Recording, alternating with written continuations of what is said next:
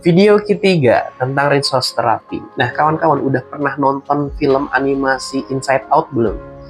Itu film garapan Pixar, film animasi bercerita tentang seorang anak bernama Riley. Dia bercerita dia berpindah dari Minnesota ke San Francisco. Namun dalam perpindahannya itu dia mengalami banyak gejolak dalam dirinya. Dan itu menggambarkan ada si sadness, ada si anger, ada si joy, dan lain sebagainya. Nah, sebenarnya film ini sangat menggambarkan apa yang terjadi, apa yang kita pelajari di resource therapy. Resource therapy adalah salah satu bentuk part terapi. Ingat, garis bawahi, salah satu bentuk. Artinya apa? Ada banyak bentuk part terapi di luar sana selain resource therapy. Nah, banyak wajar kalau ada pertanyaan, lah yang mana nih yang paling benar nih? Yang mana ini yang paling bagus?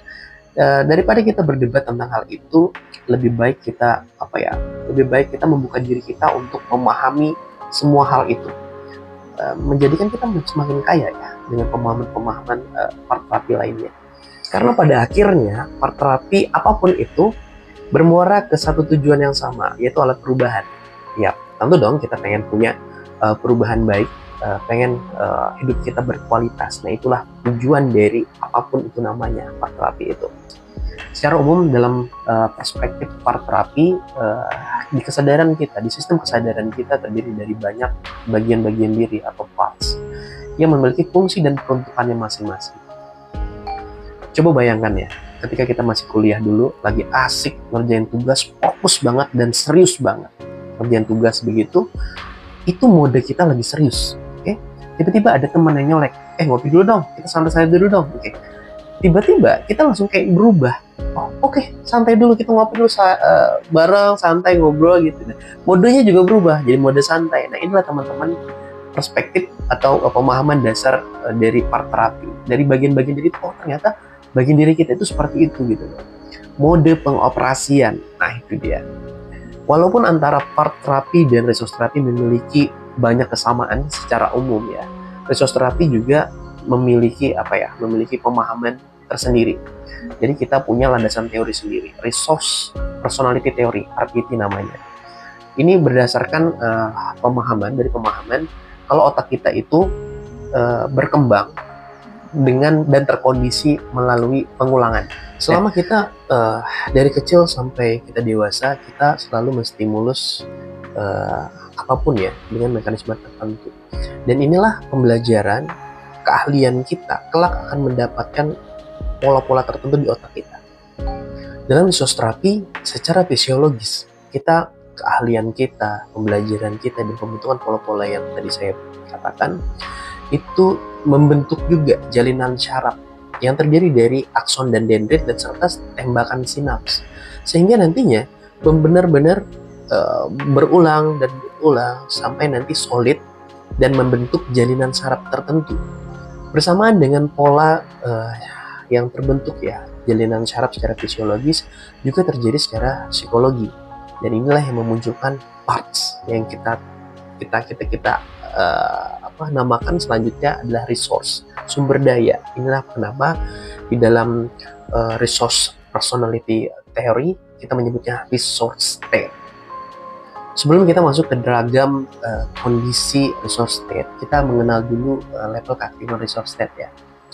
Ada conscious state, ini tempat di mana satu resource state aktif. Baru di bawahnya ada surface state, ini tempat di mana banyak sekali resource state yang saling mengenal satu sama lain. Nah, ada lagi underlying state. Underlying state ini adalah tempatnya trauma di mana terbentuk dari kecil dan antara satu sama lain dia tidak berbagi memori. Jadi seolah-olah seperti tidak mengenalnya. Nah, inilah dia level keaktifannya. Seseorang dikatakan memiliki perilaku yang sehat di dalam resource terapi biasanya memenuhi 3 parameter sederhana ini. Yang pertama adalah resource state yang aktif adalah resource state yang sehat.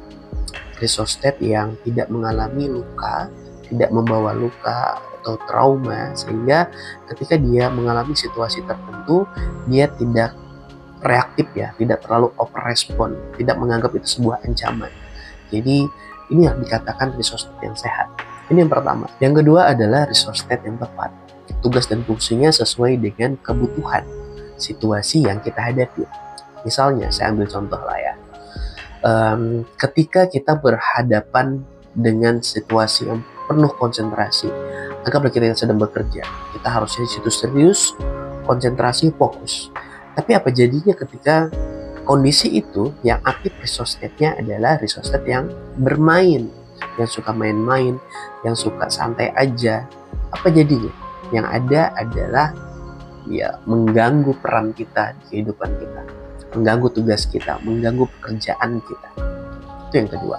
Yang ketiga adalah resource saling menghargai satu sama lain.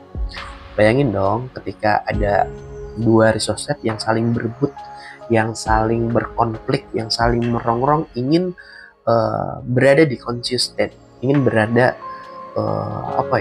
ingin tidak menghargai satu sama lain, berantem lah dan segala macam. Akhirnya apa ya, kita juga yang repot. Dan inilah ketiga parameter sederhana. Kalau tiga-tiganya ini terpenuhi, berarti perilaku seseorang itu bisa dikatakan sehat dalam tinjauan atau sudut pandang resource therapy. Sebelumnya kita tadi membahas tentang yang sehat. Lawan dari kata sehat berarti ada yang tidak sehat. Nah, di dalam resource therapy kami memandangnya dan menyebutnya dengan resource patologi. Nah, dalam resource patologi kita akan dikenalkan dengan 4 kondisi. Yang pertama adalah faded, yang kedua adalah retro, yang ketiga adalah conflicted, yang keempat adalah dissonant. Nah, di video selanjutnya saya akan membahas secara detail tentang 4 kondisi ini.